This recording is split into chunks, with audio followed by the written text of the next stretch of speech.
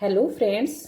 आज हम आमंड और पावेल का संरचनात्मक प्रकार्यात्मक सिद्धांत जो कि पहले वाले वीडियो में डिस्कस कर चुके हैं और उसी का सेकंड पार्ट देखते हैं, क्योंकि एक वीडियो में बहुत लंबा वीडियो हो जा रहा था, तो इसीलिए हम लोगों ने इसको दो भागों में डिवाइड करके देखा है। तो आज हम इसका सेकंड पार्ट देखते हैं। पहले वाले वीडियो में हम लोगों ने देखा था कि ईस्टर्न के व्यवस्था सिद्धांत में इन्होंने सुधार किया। जहां ईस्टर्न का व्यवस्था सिद्धांत व्यवहारवाद का प्रतीक है, वहां पर आमंड और पावेल का संरचनात्मक प्रकार्यात्मक सिद्धांत उत्तर व्यवहारवाद का प्रतीक है। और उसमें आमंड और पावेल की बुक हम लोगों ने देखी थी, जिसमें इन्होंने व्यवस्था सिद्धांत में सुधार करते हुए संरचनात्मक प्रकार्यात्मक सिद्धांत प्रस्तुत किया था। तो बुक का नाम क्या है? कंपैरेटिव पॉलिटिक्स ए डेवलपमेंट अप्रोच, 1966 की बुक है। बुक का नाम ध्यान रखना है। कौन सी बुक में क्वेश्चन आता है कि कौन सी बुक में आमंड और पावेल के द्वारा व्यवस्था सिद्धांत में सुधार करते हुए संरचनात्मक प्रकार्यात्मक सिद्धांत प्रस्तुत किया गया। तो बुक का नेम है कंपैरेटिव पॉलिटिक्स ए डेवलपमेंट अप्रोच, 1966। और उसके बाद हम लोगों ने क्या क्या सुधार किया, क्या क्या डेविड ईस्टर्न के व्यवस्था सिद्धांत में चेंजेस करते हुए और आमंड पावेल के द्वारा संरचनात्मक प्रकार्यात्मक दृष्टिकोण जो है वो प्रस्तुत किया गया, वो सब हम लोगों ने देखा था। उसमें इन्होंने आमंड वर्मा की जो संस्कृति की दो भागों में डिवाइड किया था, मिश्रित और मिश्रित, वो भी हम लोगों ने डिस्कस किया था। फिर राजनीतिक व्यवस्थाएं जो बताई थी वो भी देखा था। और मतलब आमंड पावेल की जो संरचनात्मक विधिकरण के आधार पर राजनीतिक व्यवस्थाओं के 3 प्रकार बताए थे: आदिम राजनीतिक व्यवस्था, परंपरागत राजनीतिक व्यवस्था, आधुनिक राजनीतिक व्यवस्था, वो भी हम लोगों ने डिस्कस किया था।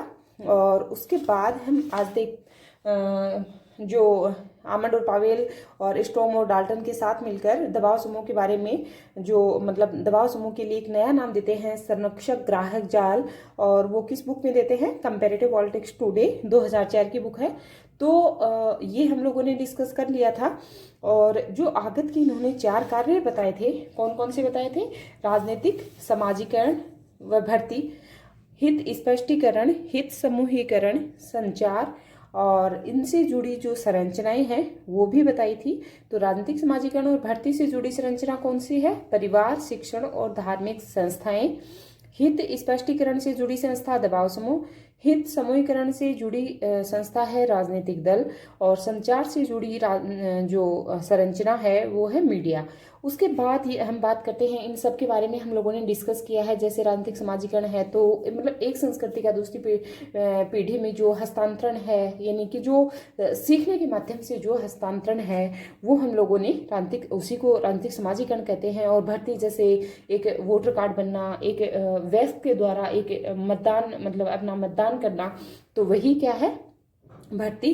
तो इस तरीके से हम लोगों ने देखा था। और हित स्पष्टीकरण में दबाव समूह के 4 प्रकार बताए थे: संस्थागत, समुदायात्मक, असमुदायात्मक और प्रदर्शनात्मक। तो ये हम लोगों ने डिस्कस कर लिया है। और उसके बाद जो है हम लोगों ने इतना कर लिया था पहले वाले वीडियो में। और हित समूहीकरण के बारे में भी डिस्कस किया था। जैसे हितों को जोड़ने का कार्य राजनीतिक दल करते हैं, तो हित समूहीकरण किससे रिलेटेड है, मतलब संरचना कौन सी है? राजनीतिक दल। और फिर संचार, मीडिया के बारे में भी हम लोगों ने पहले वाले वीडियो में डिस्कस कर लिया है। तो ये तो एक मैंने मतलब मोटा मोटा सा पहला जो वीडियो है उसको रिवाइज करवाया है। और आज हम आमंड और पावेल का संरचनात्मक प्रकार्यात्मक सिद्धांत जो है उसको कंप्लीट करते हैं, और उसको आगे जो भी बचा है तो उसको देखते हैं। तो निर्गत के आगत के 4 कार्य बताते हैं, निर्गत के 3 कार्य बताते हैं। कौन कौन से? कानून निर्माण, कानून क्रियान्वयन और निर्णय। तो कानून निर्माण से जुड़ी संरचना कौन सी है? विधायिका, कानून क्रियान्वयन से कार्यपालिका, और निर्णय से न्यायपालिका। ये तो सीधा सा है, मतलब इसको याद करने में कोई डिफिकल्टी होगी नहीं। कानून निर्माण सब जानते हैं कि व्यवस्थापिका करती है, यानी विधायिका करती है। कानून क्रियान्वयन कार्यपालिका करती है, और निर्णय कौन करता है? न्यायपालिका। तो ये तो हो गया। उसके बाद हम बात करते हैं आमंड व पावेल की राजनीतिक व्यवस्था की 3 विशेषताएं बताते हैं।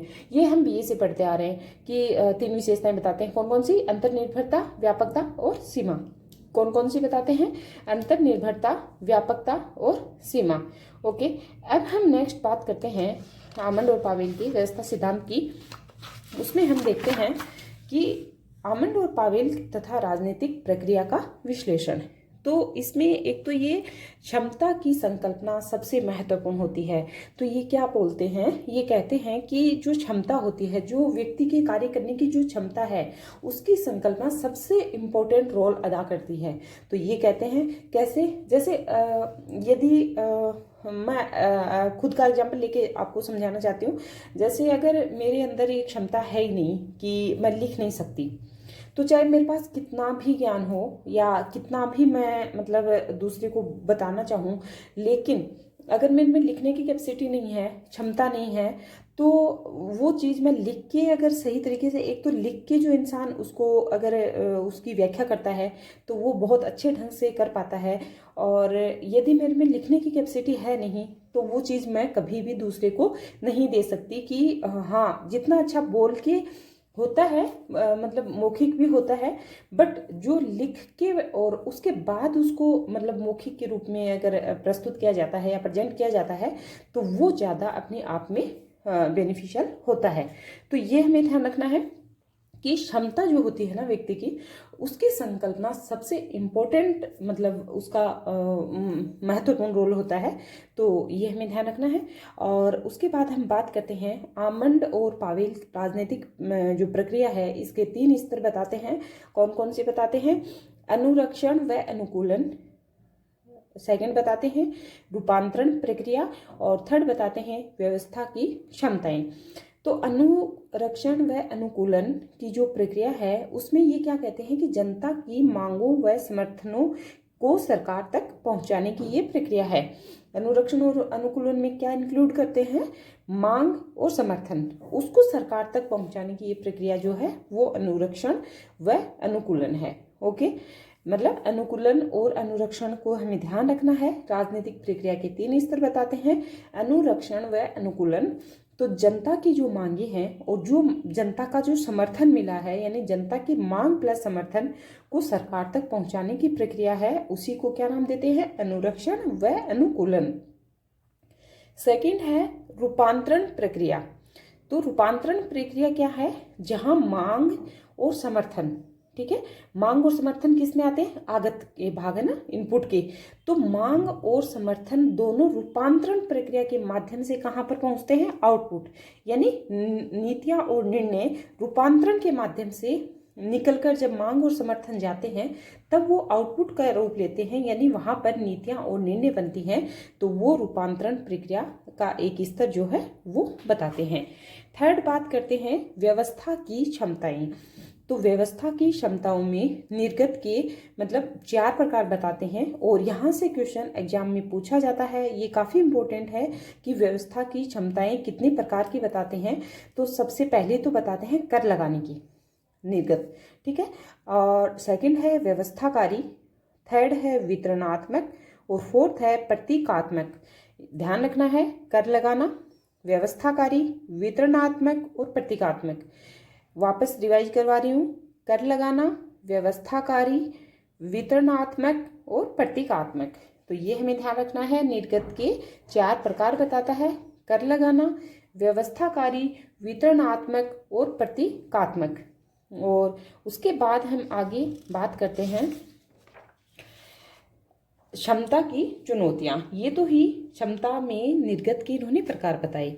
अब बात करते हैं क्षमता की चुनौतियां, ठीक है। तो उसमें क्या क्या आता है क्षमता की चुनौतियों में? एक तो अभिजन वर्ग, एक सामाजिक समूह, एक अन्य व्यवस्थाएं। अभिजन वर्ग, सामाजिक समूह और अन्य व्यवस्थाएं। और उसके बाद हम बात करते हैं क्षमता को किस तरीके से बढ़ाया जा सकता है, यानी कि बढ़ाने का तरीका। तो क्या होता है? एक तो साधन और संसाधन महत्वपूर्ण भूमिका अदा करते हैं। व्यक्ति और समूहों पर नियंत्रण, इसका भी इम्पोर्टेंट रोल होता है। और संसाधनों का वैधता परक जो आवंटन है, उसका भी महत्वपूर्ण रोल होता है। तो ये हमें ध्यान रखना है। क्षमता को बढ़ाने के कौन कौन से तरीके हैं? साधन व संसाधन, व्यक्ति व समूहों पर नियंत्रण, संसाधनों का वैधता परक आवंटन। और उसके बाद हम नेक्स्ट देखते हैं कि आमंड और पावेल के संरचनात्मक प्रकार्यात्मक सिद्धांत से जुड़े कुछ विशेष तथ्य हैं, वो देखते हैं। जैसे संरचनात्मक प्रकार्यात्मक की जो शब्दावली है वो टॉलकट पार्सन से प्रभावित है, विशेषकर प्रतिमानी जो शब्दावली है, प्रतिमान जो शब्दावली है वो टोलकट पार्सन से प्रभावित है। तो ये इस तरीके से एग्जाम में क्वेश्चन पूछा जाता है कि आमंड और पावेल का संरचनात्मक प्रकार्यात्मक की शब्दावली किससे प्रभावित है, तो टोलकट पार्सन से, ये हमें ध्यान रखना है। और भावनात्मक, गैर भावनात्मक, सार्वभौमिक, विशिष्ट, ये तो नॉर्मल बात हुई। और उसके बाद हम बात करते हैं आमंड व पावेल ने अपने संरचनात्मक प्रकार्यात्मक सिद्धांत को अन्वेषण का औजार कहा है। ये काफी बार पूछा जाता है कि आमंड और पावेल के द्वारा संरचनात्मक प्रकार्यात्मक सिद्धांत को क्या कहा गया है, तो क्या कहा गया है, अन्वेषण का औजार।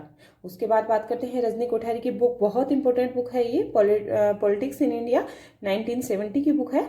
कौन सी बुक है, पॉलिटिक्स इन इंडिया, है ना। तो ये मतलब भारत में राजनीति, तो और उसके बाद एक है रुडोल्फ मॉरिस जोन्स, ये भी क्या है, इस उपागम का प्रयोग करते हैं। तो इस तरीके से क्वेश्चन पूछा जा सकता है कि आमंड और पावेल के अलावा इस मतलब संरचनात्मक प्रकारात्मक उपागम का प्रयोग कौन से विचारक करते हैं, तो एक तो रजनी कोठारी, रुडोल्फ और मॉरिस जोन्स जो हैं वो भी इस उपागम का प्रयोग करते हैं। उसके बाद हम बात करते हैं 4 प्रकार की वैधतापरक संरचनाओं का, भी ये उल्लेख करते हैं। 4 प्रकार की वैधतापरक संरचनाएं कौन कौन सी हैं, एक तो विशिष्ट होती हैं, दूसरा समान कार्यों पर आधारित होती है, थर्ड इसमें विविध कार्यों पर आधारित होती है, और फोर्थ इसमें सामाजिक सांस्कृतिक जो है कार्यों पर ये आधारित होती हैं। विशिष्ट होते हैं, समान कार्यों पर आधारित, विविध कार्यों पर आधारित और सामाजिक सांस्कृतिक कार्यों पर आधारित। तो इस तरीके से हमें ध्यान रखना है।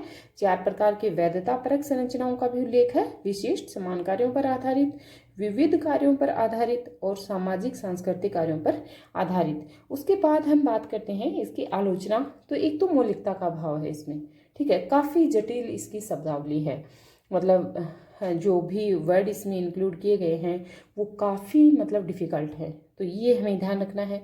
और उसके बाद इसका महत्व तो है ही, नो डाउट, कि जैसे यदि Rajni Kothari, Rudolph Morris Jones, ठीक है, इतने मतलब विचारकों ने इसका प्रयोग किया है, इस उपागम को अपनाते हैं ये, तो नो डाउट कि इसमें मतलब महत्व तो इसका है।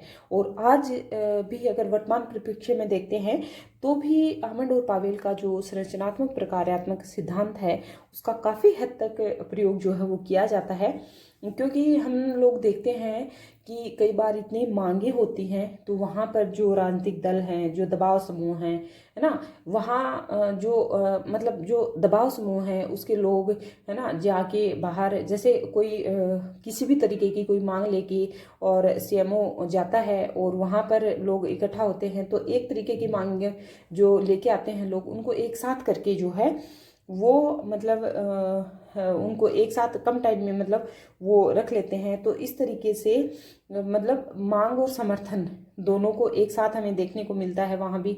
तो इस तरीके से अगर आज की बात करते हैं, मतलब प्रेजेंट की बात करते हैं, तो वहाँ भी जो है वो आमंड और पावेल का संरचनात्मक प्रकार्यात्मक जो सिद्धांत है वो हमें दिखाई देता है। तो इसका महत्व भी है, इससे राजनीतिक संस्कृति और संतुलन जो है वो बना रहता है, तो ये हमें ध्यान रखना है।